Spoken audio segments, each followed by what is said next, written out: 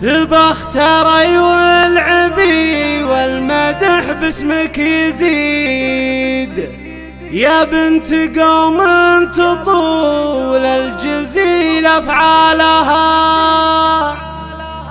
زفي ولدك وفرحكم يعتبر يا معيد، يا بنت شيخ فعول المرجله نالها. يا بنت شيخ فعول المرجله نالها.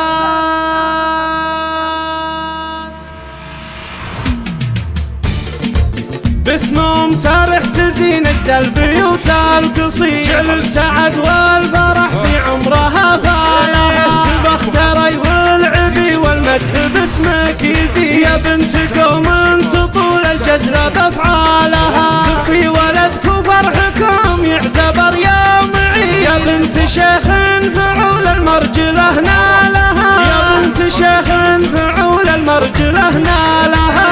مبروك يا مقرن ويا جعل عمرك مديد، انت تحسبون المراجل وانت خيالها. ويا شروق مبروك لك يا جعل عمرك سعيد، يالله عسى ايامك الافراح تبريله. ولجل ام سارح حضرت بجزل قافي وعيد، فيها تفاخر بيوت الشعر وامثالها. فيها تفاخر بيوت الشعر وامثالها. يا مرحبا باسمها ترحيبة من جديد، اعداد ما هلت الامزان همالها. اللي حضر من قريب ومن حضر من بعيد، باسم الاصيله لساني من فخر قالها.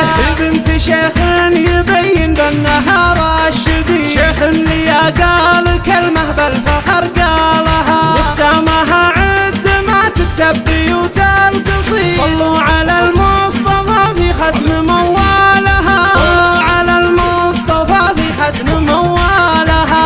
باسمهم سارح تزين اجزى البيوت القصيد، جعل السعد والفرح في عمرها فالها. تبختري والعبي والمدح باسمك يزيد، يا بنت قوم تطول الجزلة بافعالها. زفي ولدك وفرحكم يعتبر يا معيد، يا بنت شيخ فعول المرجله نالها. يا بنت شيخ فعول المرجله نالها.